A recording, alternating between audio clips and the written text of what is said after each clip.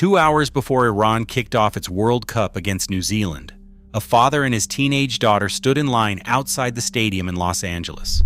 Draped around the girl's shoulders was a flag, green, white, and red, with a golden lion and a rising sun in the middle. A security guard stopped them at the gate and told them the flag was not allowed inside, and when a reporter asked the father for his name, he would not give it. Not because he was breaking any law, but because, in his words, he was not safe saying out loud that he was against the Iranian government. Sit with that.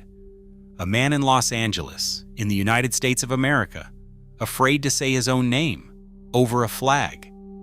And the organization that decided that flag was too dangerous to be seen inside the stadium was not a government. It was FIFA. So let us talk about the moment FIFA spent all weekend trying to erase. Because once you understand what that flag means, you understand exactly why they tried so hard to keep it off your screen. The flag is called the Lion and Sun. It was Iran's national flag until 1979, when the current Islamic regime took power and changed it. For millions of Iranians living abroad, especially the enormous community in Los Angeles, the Lion and Sun is not a relic. It is a statement. It means, I love my country, and I do not support the people running it. It is the single most powerful way an Iranian in the diaspora can say the regime does not speak for me. And in May, FIFA banned it. They ruled it too political, and on Monday morning, hours before kickoff, a judge let the ban stand. Now layer on where this was happening, because the timing is almost unbelievable. Iran was playing on the soil of a country it had, until that very weekend, been at war with. The United States and Israel had launched strikes on Iran back in February, and a deal to halt the fighting was announced on Sunday, the same day Iran's team flew in, and the city hosting them? Tehrangeles, the largest Iranian community on the planet outside Iran itself, built by people who fled after the 1979 revolution. The diaspora that opposes the regime, in their own backyard, watching a team that many of them see as an arm of the very government they escaped. This was the moment. A global stage, the biggest sporting event in the world, in the heart of the Iranian exile community, days after a war. The perfect chance for the World Cup to let a persecuted people be seen and heard. And FIFA's response was to confiscate their flags. Because that's what actually happened at the gates. Security was instructed to check every flag they saw. In the span of a single hour, reporters watched guards give nearly a dozen people the same choice: get out of line or hand the flag over. One woman's Lion and Sun flag ended up balled in the fist of a Los Angeles sheriff's deputy. Fans wearing the emblem on their t-shirts were ordered to turn them inside out or cover them up. One man, told to remove his shirt, said it plainly, "This is the true flag of my country, and for nearly 50 years a fake one has flown in its place." The checking got so aggressive that a man holding the actual American flag was asked to unfold it and had to say in disbelief, "It's an American flag, man." That's how badly FIFA wanted this image gone. They were searching the stars and stripes in case it was hiding a lion. And here's the part that should make you angry, because it's where the hiding becomes erasing. Despite all of it, despite the metal detectors, the confiscations, the inside-out shirts, dozens of fans got their Lion and Sun flags inside anyway. And once they were in, they waved them. They waved them when the official Iranian flag was unfurled on the pitch. They waved them through the national anthem, which a section of the crowd openly booed while others turned their backs. Outside, hundreds of protesters had gathered, some chanting USA, some holding photographs of people they say the regime killed in its crackdowns, abuses that human rights groups like Amnesty International have documented for years. The statement got made. loudly, by the people. But here's what the world watching at home saw. Almost none of it. Search social media, and you'll find fan video after fan video, whole sections of the stadium dotted with lion and sun flags, a sea of red, white, and green defiance. Then watch the broadcast, and it's gone.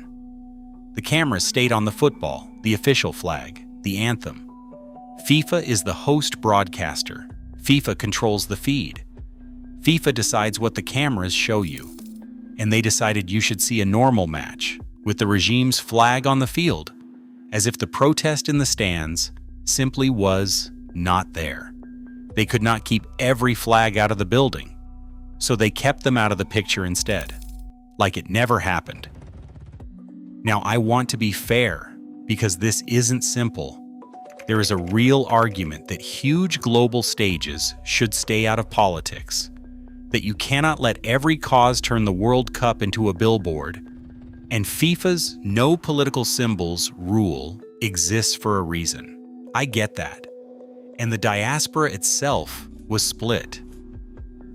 Some came to cheer for Iran, the country, some came specifically to boo, and some stayed home because attending at all felt like endorsing the regime.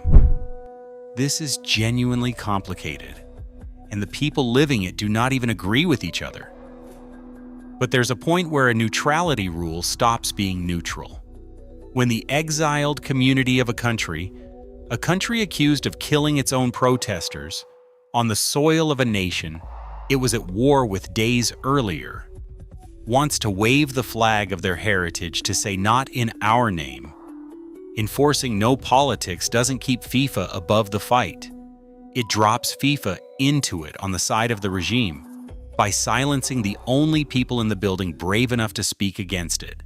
Pretending you have no position is a position, and FIFA chose the comfortable one: protect the official picture, hide the inconvenient one. And if you think the hiding was only about the flag, look at how the team itself was treated, because the United States did not exactly cover itself in glory either, and FIFA just went along with all of it. Iran could not even stay in the country it was playing in. The United States refused to host the team for the tournament, so Iran's base camp ended up in Tijuana, Mexico, across an international border. On match day, the players made a 140-mile trip from Tijuana to Los Angeles that took 5 hours, much of it stuck in security checks. They flew in the day before the game, and then, the moment the New Zealand match ended in a 2-all draw, they were ordered to leave immediately. No overnight stay, no recovery session, straight back onto a plane to Tijuana. Their coach, Amir Galenoe, said he did not even know why, only that they were being told to go. He called his side the most oppressed team at the World Cup. His captain, Mehdi Taremi, called the whole situation a disaster. Think about what that actually means competitively. Every other team at this tournament wakes up in the same city as its stadium.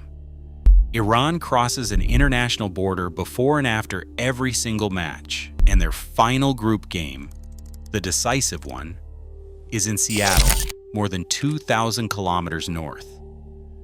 Add the visa denials for their backroom staff and Federation officials, which the United States justified by citing alleged ties to Iran's Revolutionary Guard, and the supporter tickets that were revoked on the eve of the tournament, and you have a team being asked to compete at the highest level of the sport while being denied the most basic equal conditions. FIFA's president Gianni Infantino did go into their locker room after the match. The players appreciated it, but they also said the same thing the coach did: this is not enough, and FIFA has to do more. And that's the whole miserable picture. The players are caught in the middle. They didn't pick this fight. They represent a country, and not necessarily everyone in its government, and they're the ones eating the competitive punishment. The diaspora is caught in the middle. They finally had the stage to be heard, and they were searched, stripped of their flags, and edited out of the broadcast. The only party in this entire story with the power to make it fair, to let the truth be visible, to give an oppressed team a hotel room and a persecuted people a flag, was FIFA. And at every turn, FIFA chose the option that kept the picture clean and the questions quiet. That's the moment they didn't want you to see. Not a riot, not a tragedy, just a few thousand people in Los Angeles waving the flag of the country they love, trying to tell the world something true, and a governing body working overtime to make sure the cameras looked the other way. The flags were there. The defiance was there. FIFA just made sure that if they could help it, you'd never know. So what do you think? Is FIFA protecting neutrality or protecting a regime by erasing the people who oppose it? Drop it in the comments. I read every one. A like genuinely helps more than you would think. And subscribe if you want World Cup coverage that shows you what the broadcast will not. Football at this scale is never just a tournament. It's a moment in time. And this was a moment somebody very much wanted you to miss.